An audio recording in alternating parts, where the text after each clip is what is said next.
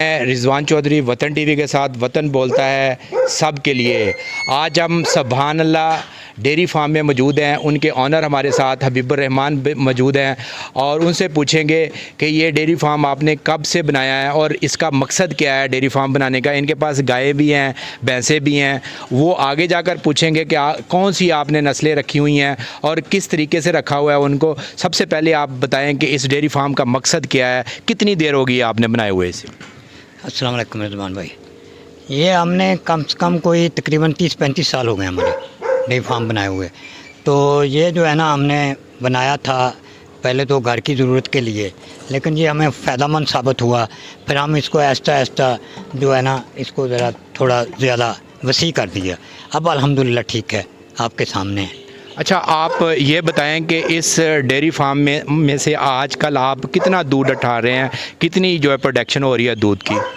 आजकल हमारा गर्मियों का सीज़न है, इसलिए गर्मियों की वजह से थोड़ा दूध कम हुआ, फिर भी हमारा माशाल्लाह 400 लीटर दूध है। अच्छा, आप देख सकते हैं वो बता रहे हैं कि 400 लीटर जो है वो कम से कम दूध है। गर्मी है और वो उस तरह दूध नहीं दे रही गाय जिस तरह पहले देती होती हैं और सीज़न में इससे बढ़ जाता है। अच्छा, हबीबुर रहमान साहब ये बताइएगा कि आपके पास कौन सी नस्ल की गायें हैं और इस इलाके में कौन सी गायें जो है वो मौजू हैं?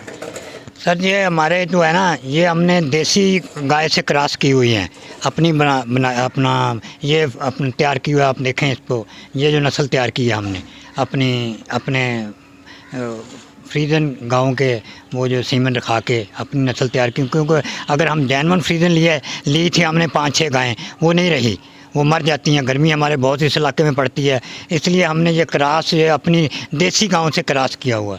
इसकी वजह से ये कामयाबी है। अब माशाल्लाह हमारा ठीक है, अब ये सिस्टम ठीक है। अच्छा, आप ये बताइएगा कि ये आपने बताया है कि ये क्रॉस की हुई हैं देसी से, अब फ्रीजन से जो है वो देसी का क्रॉस किया हुआ है, तो अपनी ब्रीड तैयार की हुई है और मौसम के एतबार से ये बेहतरीन है। आप भैंसों के बारे में बता रहे थे, उसमें ज़रा बताइएगा कि वो कौन सी नस्ल है और किस तरह दूध दे रही हैं? वो जो है ना भैंसें हैं, ये हमारे इलाके की है, ये इसका नहीं है, ये हमारे है, ये पाकिस्तान की ब्रीड है। ये पाकिस्तान के मौसम को बर्दाश्त करती हैं, ये सर्दी भी बर्दाश्त करती हैं, गर्मी बर्दाश्त करती हैं। इसलिए हमारे ये नीली रावी की हैं, जो हमारे कोई सतलुज दरिया वाली के इलाके की गायें, ये हमने थोड़ी थोड़ी करके ऐसे इकट्ठी की हुई हैं। अब माशाल्लाह आप देख लें, ये ठीक है, सिस्टम ठीक है इनका भी। तो ये तो हमने ऐसे ही हैं। ज़्यादा फोकस जो है हमारा वो है अपना गाय के फार्म पे है ज़्यादा। अच्छा हबीब साहब, ये बताइएगा कि अब बेरोज़गारी है, गुर्बत है, महंगाई है, नौजवान जो है वो काम करना चाहते हैं, कोई डेयरी फार्म बनाना चाहता है, कोई गोश्त का काम करना चाहता है, कोई मुर्गियों का काम करना चाहता है, तो आप अपने एक्सपीरियंस से बताएं कि डेयरी फार्म का जो काम है ये नौजवानों के लिए ठीक है या नहीं? ये माशाल्लाह जी बहुत अच्छा सवाल किया आपने। ये बेहतरीन रोज़गार है नौजवानों के लिए। थोड़ा सा मेहनत वाला है लेकिन बेहतरीन रोज़गार है। इसमें बिल्कुल प्योर हलाल की रोज़ी मिलती है आपको। तो इसका गोश्त की ज़रूरत तो पड़ती है, आपको पता है हम पाकिस्तान में रहते हैं, इधर गोश्त की ज़रूरत तो पड़ती है। इसलिए गोश्त के हिसाब से भी ठीक है, दूध के हिसाब से भी ठीक है। दूसरा जैसे सबसे ज़्यादा जो बेनिफिट है ना, वो जो आपको मैंने दिखाया, बाहर हम अपना खुद चारा करते हैं, तैयार करते हैं, भैंसों के लिए भी, गाय के लिए भी, और उनका जो करते हैं हम, जो गोबर तैयार करते हैं, जो खाद तैयार करते हैं फसलों के लिए, सबसे ज़्यादा बेनिफिट उसका ये है, ये अपनी ज़मीन के लिए।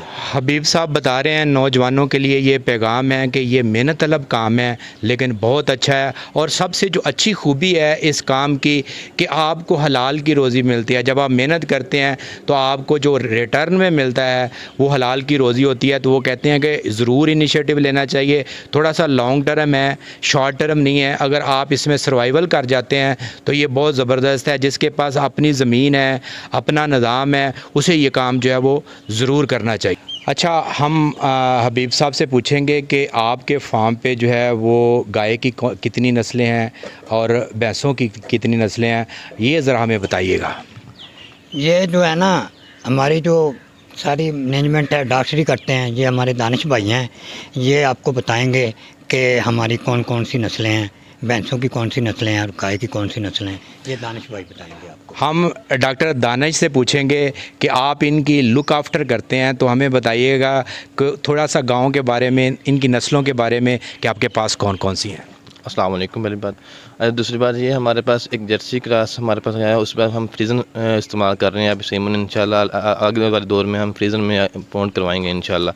हमारे पास जो पहले वाली गायें हैं वो हमारे पास जर्सी क्रॉस में हैं और देसी में भी हैं। अब हम अपना सेमन ख़रीद के अब हम अपना ही फ्रीज़न में लेके आ रहे हैं, आहिस्ता आहिस्ता इंशाल्लाह अच्छी पौंड करवा रहे हैं हम अपनी। गाय का तो आपने बता दिया है, भैंसों के बारे में बताइए कि आपके पास कितनी भैंसें हैं और उनकी नस्ल क्या है। हमारे पास टोटल 16 भैंसें हैं और 10 जो जोटियाँ हैं जिसके कहते हैं पहले होती हैं। उसमें हमारे पास लोकल है जो नीली रावी में समझ लें, या हमारे जो हासलपुर के अंदर जो है ना चल रही हैं, वही हमारे पास भैंसें अच्छी वाली हैं।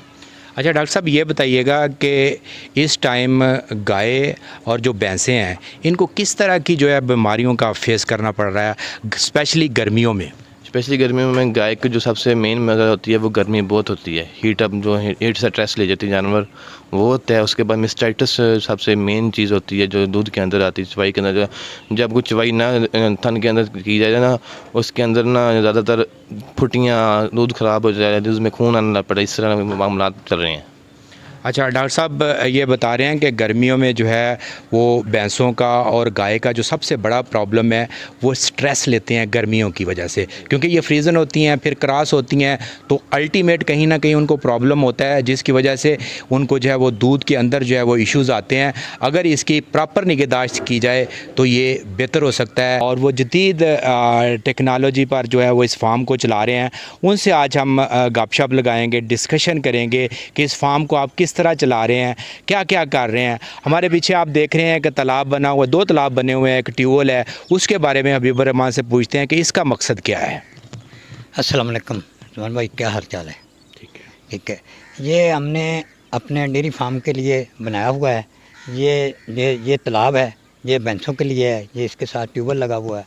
ये जो हमने बनाया हुआ अपने ही चारे के लिए, गोबर के लिए बनाया हुआ है, तो इसमें खाद हम अपने तरीके से तैयार करते हैं। अपनी फसलों को डीएपी की ज़रूरत नहीं होती हमारी, ना यूरिया की ज़रूरत होती है, हम खुद देते हैं। आप देख भी सकते हैं, ये हमारी फसल है, वो चारा काट रहे हैं मुलाजिम मेरे। ये ट्यूबवेल है, ये ट्यूबवेल का पानी इधर भैंसें आ जाती हैं, जब ट्यूबवेल चलाते हैं वो भैंसें नहा भी लेती हैं, तो फिर इसके बाद इसमें पानी चला जाता है इसका। इसके बाद ये आगे फसलों को देते हैं हम। उसके बाद ये देख लें इधर आप, ये हमारा ये चारा भी है, ये भी ठीक है, ये नूरानी सीड वालों का है, प्रोटीन ग्रास है ये। तो इसी तरह हम वो आगे हमारा ये रकबा सारा हमारा आगे है। इधर हम सैलेज का बीज तैयार करते हैं, तो सैलेज खुद अपना सैलेज बनाते हैं और चारा भी हमारा अपना होता है।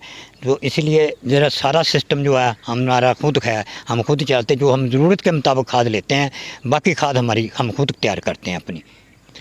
हबीब रहमान साहब ये बात कर रहे थे कि हम ख़ुद से सारी चीज़ों को मैनेज कर रहे हैं, ट्यूबवेल को चलाते हैं, इधर पानी आता है, साथ भैंसों का जो है वो गोबर इकट्ठा किया जाता है, फिर पानी जो है वो गोबर वाले तालाब में चला जाता है, मिक्स होकर ये फसलों की तरफ जाता है, जहाँ से हम जो है वो नरानी सीड का जो है चारा बनाते हैं, मक्की सैलेज भी बनाते हैं, जो भैंसों के लिए इस्तेमाल किया जाता है। अगर हम हबीब साहब से पूछें कि हासलपुर के लोग आपसे दूध परचेज़ करना चाहते हैं या आपका दूध किस जगह पे जाता है, ये खालस दूध होता है, तो हमारे नाजरीन को पता चलना चाहिए, वो वहाँ से परचेज़ कर सकें, उसके बारे में बताइएगा। सर जी, हमारा जो दूध हमारा दूधी लेके जाते हैं, उन्होंने एक ने बनाया पीरज़ादा डेयरी फार्म, एक ने बनाया भट्टी डेयरी फार्म। भट्टी डेयरी फार्म जो है वो सुलाबाद कॉलोनी में है। आप उधर से हमारा खालस दूध जो है वो हमारा बिल्कुल खालस और प्योर दूध देते हैं, उनसे आप परचेज़ कर सकते हैं। दूसरा हमारा है हॉस्पिटल के पास है पीरज़ादा डेयरी फार्म, वो पीरज़ादा डेयरी फार्म से भी आप ले सकते हैं। आप रसूलाबाद में जो है वो भट्टी डेयरी फार्म से और पीरज़ादा डेयरी फार्म से जो है हासलपुर में दूध ले सकते हैं, और ये खालस दूध होता है। हम देख सकते हैं हमारे पीछे जो है वो गाय भी हैं, भैंसें भी हैं, और इनका तकरीबन अभी 400 से ऊपर लीटर जो दूध जाता है वो हासलपुर में जाता है। हासलपुर के लोग जो है वो इसको परचेज़ कर सकते हैं।